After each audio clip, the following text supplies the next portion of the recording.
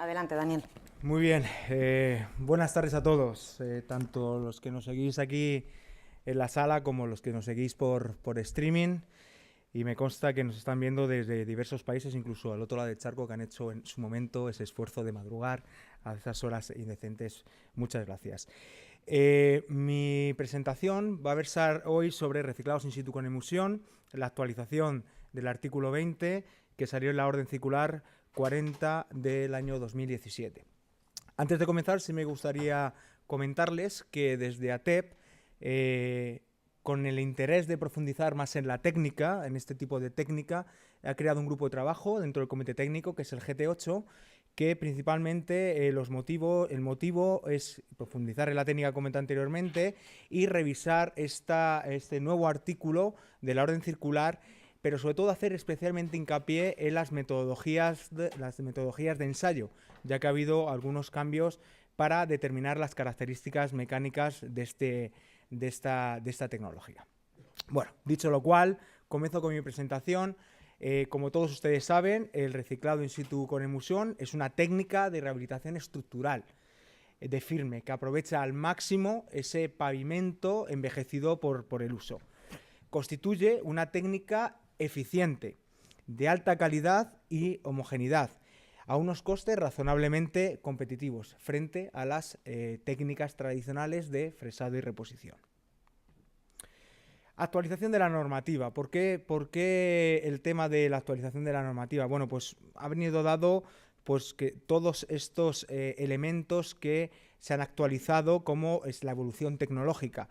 Por un lado, la emulsión bituminosa, que hemos visto a lo largo de toda la jornada, que es un material muy versátil y en los últimos años se ha invertido mucho know-how, mucha materia gris, que todos hemos comentado, en mejorar sus prestaciones. Por otro lado, los equipos y los sistemas constructivos, también ha habido una evolución de toda la maquinaria, pero también sin olvidarnos la necesidad de considerar las técnicas de rehabilitación, de reciclado, de firmes como alternativas ineludibles en los proyectos de rehabilitación estructural de carreteras.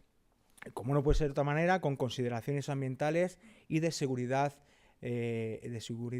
viaria y desde el punto de vista económico. Bien, ¿cuáles son las principales actualizaciones y novedades? Si me dejo alguno, no sé si está Nuria Querol en la sala, que es la coordinadora de GT8, que me dé una colleja y me diga si me he saltado alguno. Pero bueno, primero, para, como digo yo, bajar el balón al terreno de juego, el marco que engloba el artículo 20 del PG4 solo aplica a aquellos reciclados con emulsión que tienen el mayor del 90% de su constitución de masa de las capas a reciclar. Igualmente, en el marco global de la orden circular es habilitado una posibilidad de aumento en de aplicación en las categorías más altas de tráfico. Principales actualizaciones, bueno, se amplía el campo de aplicación de estas técnicas. Acondicionamiento del trazado, a ensanche y mejora de la plataforma y ampliación de carriles. No se podrán ser reciclados, ya lo contemplaba la anterior orden circular, pero en esta se hace especialmente hincapié en que no podrá ser reutilizado materiales que contengan sustancias peligrosas, pero ni siquiera que tengan presentes en su constitución ningún tipo de destilación de productos carbonosos, asbesto, amianto, ningún otro tipo de clasificado como peligroso. Y eso es una introducción que tiene ahora mismo el nuevo artículo 20 del PG4. Bien, sobre el reciclado, permite en determinadas categorías de tráfico emplear nuevas tecnologías innovadoras, como pueden ser de baja temperatura, sobre todo especialmente mezclas semicalientes. Nos permite esta modificación, y en algunos de los casos, en las menores intensidades, veremos incluso microaromas en frío. Como no podía ser de otra manera, obligatoriedad del marcado CE en todos los materiales básicos constituyentes de esta unidad de obra, y una modificación en cuanto a la nomenclatura y ensayos acordes a las normas europeas armonizadas. Bien, en cuanto a criterios de aplicación de la técnica, pues un poco el cuadro que les pongo aquí. El La técnica de reciclado in situ con emulsión tiene la limitación de tráfico hasta tráfico pesado T1, y pues les he puesto una comparativa de lo que decía el artículo 20 en el año 2001, el antiguo, y respecto al actual, ¿no? Bueno, la sección en un principio en T1 se mantiene, reciclado más 8 centímetros, eso es así. Sobre tráfico pesado tipo T2, el anterior decía reciclado más rodadura densa o semidensa, y ahora nos permite que es reciclado más 5, 8 centímetros de mezcla bituminosa o mezcla bituminosa semicaliente. Quiere decir que van introduciendo este tipo de innovaciones del mundo de la pavimentación asfáltica. Y en los tráficos más ligeros, T3 y T4, el anterior artículo nos decía reciclado más rodadura, y ahora nos versa sobre reciclado más rodadura, contemplando también mezclas a baja temperatura y microaglomerados en frío para este tipo de categorías de tráfico. Bien, se mantiene en cuanto al dimensionamiento del firme, se mantienen los coeficientes de equivalencia. Ahí no ha habido ninguna modificación, pero sí quería traerles estos datos para que los tuvieran ustedes presente. Se mantiene ese 0,75 como coeficiente de equivalencia. Hay que hacer una ley de fatiga específica para cada tipo de reciclado, y las limitaciones de espesores, bueno, pues un tipo, como nos venía antes marcando, entre 6 y 12 centímetros de espesor de reciclado. Bien, en cuanto al tipo y composición de la mezcla, un cambio importante es la forma de determinar las características mecánicas, ya que el ensayo de diseño y control deja de ser la inmersión-compresión, que todos conocemos, y se sustituye por la sensibilidad al agua. Este cambio es un cambio importante que determina unas propiedades, y entonces, pues comentaba al principio de mi exposición, desde el grupo GT8 se ha creado un interlaboratorio donde va a hacer una correlación, bueno, va a ser unos ensayos, por un lado de inmersión-compresión y por otro lado de sensibilidad al agua, y va a ver un poquito qué valores se obtiene en ese sentido. Bueno, en cuanto a tipo y composición de la mezcla, se emplearán únicamente emulsiones bituminosas convencionales. Se podrá emplear la posibilidad de otros filleres de aportación. En el anterior artículo nos decía, hablaba de cal, hablaba de cemento. En este artículo pues permite la incorporación de filler de aportación siempre y cuando cumpla una serie de características dentro del apartado de filler de aportación, como no podía ser de otra manera. El sistema de compactación en cuanto al diseño y al control ya cambia, ya no es inmersión-compresión, ya no es una presión constante que manteníamos antes, sino ahora es el compactador giratorio, con lo cual ya tenemos experiencia con este tipo de compactador, pero aún así es un tema que lo tenemos encima de la mesa, hay que trabajar con él.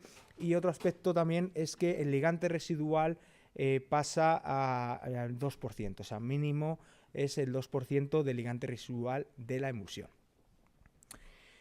Bien, en cuanto a lo que nos citan en cuanto a las características mecánicas, pues lo que les pongo aquí en esta tabla, aquí es lo que nos decía el artículo 20 de 2001 en cuanto a la resistencia en seca y en húmedo mediante compresión, y lo que nos está pidiendo respecto a tracción indirecta.